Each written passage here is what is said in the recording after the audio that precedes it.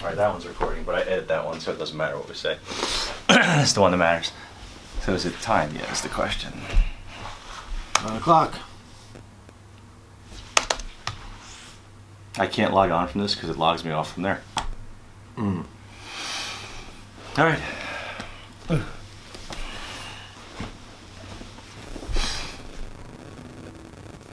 Folks join. We're live. Morning, folks. We're live. We're just gonna wait for some folks to join. Make sure that audio is working, so we don't have a repeat of last week. Get guys making crazy comments. Yes. About the audio. All right. There's about a 10-second delay between when we say something and when it comes up. So, hey, Michelle, if you can make a comment, if you can hear us, I want to make sure that we can be heard. Good morning. Or Frank, just say you're here and you can hear us. That'd be good.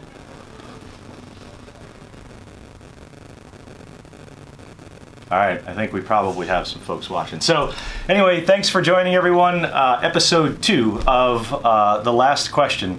To give you the rules of engagement here, the last question came to my mind as a social experiment, and we're still experimenting with the experiment. Thanks, Michelle, for that. So essentially, what it is a last question as though you do not have tomorrow as another day. And what I'm doing is I'm asking friends, family, and relationships of mine to ask me the last question they would ask if tomorrow was not another day, which is an interesting question. So things last week were, what would your last Facebook post be? What would the last thing you'd say to me would be? Things along those lines. And the concept is to try to make them original questions each time, and the questions cannot be known in advance to me. That's the trick to this. You're getting answers in real time. So I want to introduce you a good friend of mine of 20 plus years now, Dave Kaplan, who is the chief of the fire department in Boonton, and Dave was also my best man. And he knows a bit about me, so if there's anyone that knows some Achilles to ask, that's good. The only other qualifier is they have to be rated G. So this is a family-friendly broadcast. So let's do this. Well, I have to say, being in the second episode was difficult because Ryan took all the easy questions in episode 1. And if you don't mind, I'm going to read most of my questions here because I've set them up. There's quite a bit of setup to some of them, and I don't want to mess it up. So cool. I'm going to fire away. Question number 1. You've always become an expert at everything that interests you, whether it was becoming a firefighter or later a fire officer, a real estate agent, a C-suite executive, or with your hobbies. You learned how to play the guitar, you were a minor league baseball player, you've mastered several industrial arts such as auto repair, home improvements, and home repairs. I know you to be an avid reader who studies tireless to be the best that you can be at whatever task you take on.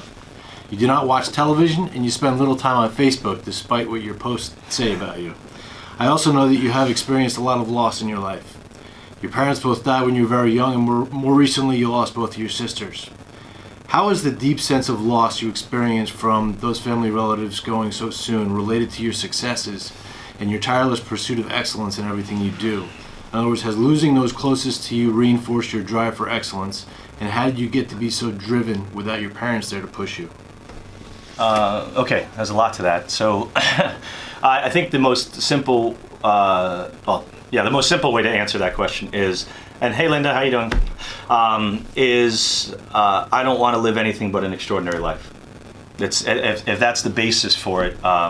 So I looked and I saw a sister who was ill most of her life, mother who was ill my entire life. I don't remember her not being ill.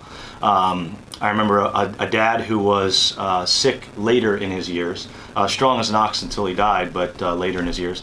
And there was never, they kind of casually went through life, I guess the way to put it. They didn't appreciate that maybe tomorrow wasn't going to be a day for them. So I always look at it like, if you're going to do something, if it's worth your time, or this little time we have, it better be, for lack of a better word, balls to the wall. You gripped onto that so young, though, because your parents died when you were very young, right? You were how old when your mom? Dad was 17. I was 17 when Dad died, and 25 when Mom died. Yeah. Basically a kid. Yeah. And you figured out that you had to grab life, and run with it very early. So how did you know at that early age that you had to push yourself? So some of it I attribute back to I went to a school in Parsippany called St. Christopher's, and my parents, we didn't have a lot of money at all when we were young. And my parents made an arrangement where I could do work around the school, and they would give me education, and even uniforms some years when we couldn't afford it. So I kind of had a work ethic that came along with that. But then as the tail end of the years came, it became very evident to me that the amount of money that I had was extraordinarily different than everyone else who was in the school. So I hated school dances, I hated things like that because it suddenly showed how much I didn't have. And I didn't want to ever be like that again. I wanted more, and it didn't matter what extreme it was. So even there's folks on my Facebook feed like the Taparinos and such. I had a lemonade stand that you had to tow out to the street with a car because it was so big. In high school at Radio Shack, I earned more per year than my dad did while he was working for the town of Parsippany. Wow. But it was just drive. I didn't want to be poor. And then, your life changes as things go through, and you have money and you want to do better for your kids. And now I'm almost in the reverse where the money doesn't really mean things, the people and stuff around me do. So you're talking about life changes. That's a good segue to my second question. In the previous video that you did with Ryan, you stated that your divorce was one of your regrets and your biggest failure. Having been divorced myself, I can relate as there's somewhat of a negative connotation to experiencing a failed marriage, but I'd like to speak about the rebirth of your married life. You met Liz after meeting her at a coffee shop. You brought her 4 kids into your life as if they were your own, thus establishing the North Jersey chapter of the Brady Bunch. With 8 kids, 3 dogs, and a fish in the house, and you threw an epic wedding celebration at the Jersey Shore. Yet you have not missed a beat with respect to paying attention to all those family members, your friends, and your brother and sisters in the fire service. What's the key element of your personality that enables you to be a great partner to Liz and still have time and dedication for the rest of us? Probably that she is just a part of it. I've never met someone that fit better. The kids, the house, the move-in. It's not, everyone says marriage is a lot of work. It's not, it's the easiest thing I've ever done. It's probably the easiest part of my entire life right now because she makes it that way. And I look at it, I'm a big fan. If I haven't mentioned before to folks, you have to read a book called Lead the Field. If you haven't, you're missing out on something. I wish the 18-year-old Glenn got that book in a big way. But the premise that if you give back more than you get, it always comes back to you tenfold. And I kind of look at that with my friends, family, and when someone says, hey, I got this pipe that's broke, I come because I feel like if I give that, it's going to come back tenfold. And when I had my divorce and the misery, it came back tenfold with people helping me out. So all that goodwill kind of moves forward. So, but it's not, Liz is a part of that life. It's not like she's this thing alongside of it. Right. I asked what the key element of your personality was, so I guess you would say altruism is probably... Yeah, I would probably say that, yeah. Good. I've heard you say multiple times that you expect to die young because your pedigree states that would happen based on your family history. Don't you think that you will outlive the average life expectancy of a baker given all that we know about modern medicine, the human physiology, and your desire to live and take care of yourself? What are you doing to take care of yourself to ensure that we will not have to play these videos at your memorial service anytime soon? Yeah, that's great. So I have to tell you that leaving corporate life, that was kind of the misery. Hey, Julian, how you doing? Jeff? Sorry, guys. Hi. That misery of corporate life and that routine of meal out, eat this dinner out, drink this, go to the bar afterwards. Departing from that made a big change in my life. What I thought was that loop that was going to forever end has substantially changed over probably the last 6 months. Mm-hmm. So both in terms of drinking for sure, I've cut back immensely. Just because I feel like it just takes away. Of course, companies feeling the pain. Yeah, definitely, of course, feeling the pain. Drinking, eating habits, I can't sustain the pace I want to do the things I want with those things, so I've completely changed up. Thanks to Bob DiStefano, he put me on to an incredible gym, and actually your wife uses the same gym, Impact Fitness, but I've missed 2 days because of fever and being sick, and I feel like I'm out of it. I need to be back so bad. But it's that fitness piece, I've never felt healthier in my life than today. And I think a lot of it's attributed to just that change in lifestyle. And at this point, in the last video I said I'm going to make 94 would be 50 years. I actually think I've got a very valid shot at that. I absolutely do. And I heard you say that in the last video, which is what prompted this question. Okay. You said it would be a stretch for you to make 50 years. I don't think so at all. I know you believe in charity and giving a certain percentage of your income to those who don't have the means to live a fulfilled life. Where did that come from? And this probably harkens back to your prior response, but give it a shot. Yeah, this is an interesting one because it's changed over time. So there were years when the term I didn't have a pot to piss in. Hey, John Norris, how you doing? I didn't have a pot to piss in, and I gave in my time to things. And then the years that I, like last year, kind of forming up the real estate thing, who would have thought that most agents strive to make $36,000 a year the first year, and I gave almost $40,000 away. I'm not saying I gave it away without some sacrifice, because I was still starting up a business and burning up money doing so.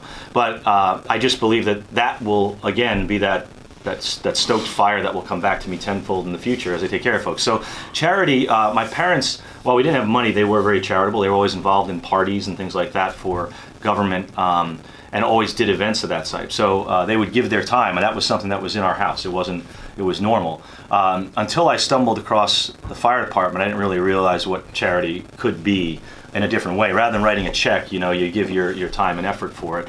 And as everyone knows in the fire department, none of us really think of the risks associated with it, right? We do it because we want to do it for helping people. We don't know that we can actually get hurt. So I think that's kind of the answer. And I don't, it's not like a one thing fits all. Like I've gone through doing Habitat for Humanity. I've gone through doing charitable work with church organizations, Boy Scouts, fire department. It's really what I feel is going to be instrumental at the moment. When I was getting married, March of Dimes, I feel like no one should leave the earth without getting their dream type thing. So that became a very big one, and I still do things with that.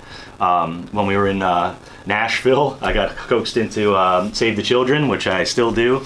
On the sidewalk. On the sidewalk in Nashville, still giving that money to it. But, that's, it just kind of comes in waves, but I kind of have a marker in my head as to where I want to be number-wise. And it does vary based on what I make. So. It's funny because I thought your response was going to be all about numbers and writing the check, and you hit my second part of the question was, what about the time? So being in the fire service and all the other stuff you've done with March of Dimes and with the other charities, is really, and especially the Scouts, having served as an assistant scoutmaster myself and being a fire chief, you and I fill very many of the same roles. It's all about donating your time and your effort. Not so much money, but helping people with your efforts as well. So I'm glad you hit that. And I do want to point out, so I was obviously involved with Scouts for 17 years, and I love the kids. I love the tasks. I love the outdoors, totally love the outdoors. When I got into Scouts, I was at a time in my life that if it wasn't on my calendar, it didn't exist. So it was a thing that got on my calendar, and I did. I would love to say that I did it purely for the charity, but I really did it because it was on my calendar and I had to do it with my kids. There was no excuses that came along with it. Yeah, so that one, but then it grew into, I just love that outdoors piece. I'm not the guy that sits in the room and ties a knot. But if you're out in the woods and you've broken your backpack and you want to tie a knot, I'm going to show you how to do that. And that was always what I loved about it. Right. All right, that brings us to question number 5. Your kids are mostly grown and most will be out of the house soon, which in my view brings you to the second chapter of parenthood. What lessons will you try to teach your now adult kids to help them to continue to lead successful lives? That's a good one. So, a lot of parents say follow your passions. I look at it as interested and committed. Mm-hmm. So you can be interested in lots of little things that aren't instrumental to your life, but committed is doing it. Don't talk about it. Don't say you want to do it. Just do it. And I'll use examples throughout my life to illustrate that for them, as to just do it. Like there is no such thing as really a bad day anymore. If you asked me that 8 years ago, I probably would have said that. But I look at it like, well, that was just a bump in the road, and I'm going to move right along to the next thing. Right. And I probably brought my kids up to dwell on those things, and that life lesson came too late for me. So I'll definitely teach them that tomorrow is another day. It's an easy one to get by. Like, this is just a speed bump type thing. And then second is money. I always thought that chalice of money was like the best thing on earth, and certainly money solves a lot of problems, right? When you're eating pasta like we did when I was younger because we couldn't afford baby formula, it's different than when you can afford to go to the store and shop for food. But there is a degree that it's so much that you don't appreciate, right? And that line moves throughout your life. As you get older, I think that line becomes more to what does that money bring everyone together for? Like, I look at it now. Liz and I lay out a 15-year plan, and we in our plan have how many grandkids there will be. We have how many vacations we'll have over the next 15 years, and it incrementally grows instead of going backwards and getting smaller with the entire family. Wow. So it's really a mindset around that. All right. This one's going to be a little tricky. You and I have often bantered back and forth about you running for chief of the Boonton Fire Department. I'm now serving my 5th year on the Board of Chiefs, and I can tell you that there is so much opportunity for a visionary like yourself to take the reins and bring some modernization and real change. I do hope you decide to run. I have a hypothetical question for you. Okay. Let's say that you're the chief running incident command at a large fire. You get a mayday call from one of your men that they're trapped under a collapsed ceiling. And as you look at the building, you know exactly where the ceiling has collapsed and where this firefighter is. A relatively easy grab from your view. Your RIC team has not yet arrived. Most other hands are committed to their tasks of search, extinguishment, and ventilation. Would you delegate command to someone else and go and rescue that firefighter yourself, or would you direct others to take on the task, and why? The question is there others to delegate to? I said most others are committed, so Most that there others. may be a couple stragglers out there. So I would remain at the command post and direct others. Why? Because I'm more of an asset at that angle than hands-on. In radio contact with the trapped individual Yeah. would be essential Yeah. as well, right? Yep. I don't think there's really a wrong answer. I think it's driven by what your adrenaline tells you should do.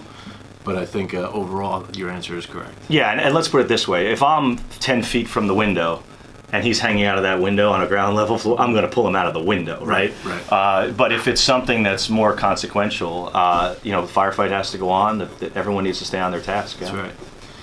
All right. After you die, let's say we build a new firehouse in your name. There would be an inscription below the sign that says Glenn Baker Firehouse. Please complete it for me. It starts out with the following words. At this firehouse, great firefighters show their desire to serve, their courage to act, and their blank, just like Glenn Baker did. Can you say the statement one more time? Sure. At this firehouse, great firefighters showed their desire to serve, their courage to act, and their blank, just like Glenn Baker did. They're blank. Dedication. It's probably the word. That works. Last question. Do you believe in the afterlife? If so, what is your vision of what it would be like there? Would you be looking down on us, or will you be in some parallel universe? That's an interesting one. So, again, if you asked me years ago, I probably would have said no. And I was a Catholic school boy, right? So, even though I was Protestant Catholic school. It's been elusive to me because I have to say that over my lifetime, I've been pretty angry with God over losing my dad so young. And as I've gotten older, I've done things like meditated, had kids. Anyone who's seen a child born, you have to think there's something more to that. Space is kind of neat, makes me think that there's something more to it. I think that over time, I've come to believe that there's something. And I believe that, call it lack of term, energy is the word I probably use. That energy can be for good or for bad. And so I think there is. I don't know what it is. I don't subscribe to an idol that says it is. Right. I have in my head what I want it to be. I want it to be me and all my friends that I've lost kind of together again. And hopefully during the better looking years of our lives, opposed to when I look like Opie. And I One's Rainbow Bridge. Yeah. I want to like look good at that time. Yeah. But I think that there is now. I believe now more than I ever did that there is something. I kind of ties back to that whole premise that I said. The more good you do, the more you get back, and there has to be something that's making that happen. Well, I don't have any more questions, but I do have a suggestion. After all the responses that you just gave, I could easily break each one of those down into a chapter. So when are we writing your biography? So maybe someday I'll tell that story. Yeah. Someday. Yeah, I do think there's a lot of stories to tell based on your life experiences and your vision and your views. So I would consider that. But thank you for the opportunity. I'm Yeah, glad thank I you. got my shot at You didn't get me to cry, thank God. I saw that Ryan did me in. Yeah. Does anybody on the Facebook Live have any questions that they want to post up? Obviously, rated G is the rule, but I'll answer anything as though it was the last question. And I gotta tell you, if you typed questions while we were talking, we were mostly looking at each other, not looking at the screen, so we can't see the prior questions that easily. John, thank you for that offer. I'm just looking through here to see if there's anyone else that said anything. Nope, okay.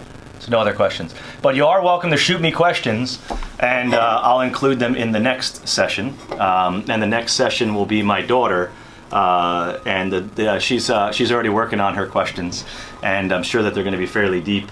She hit me up to get a copy of my questions. I wouldn't reveal them. So again, the rule is that once a week, 9 a.m., we publish up some video, the last question, so to speak. And once we get through my series of friends, then we're going to start to bring on other folks and have them be interviewed as well. So thanks for joining. Have a good morning. And I think it's probably almost, what time is it here? About 9:20. All right. Kill the day, man. Bye. Talk to you soon. There you go. I guess John. Oh, actually, John Norvis said that.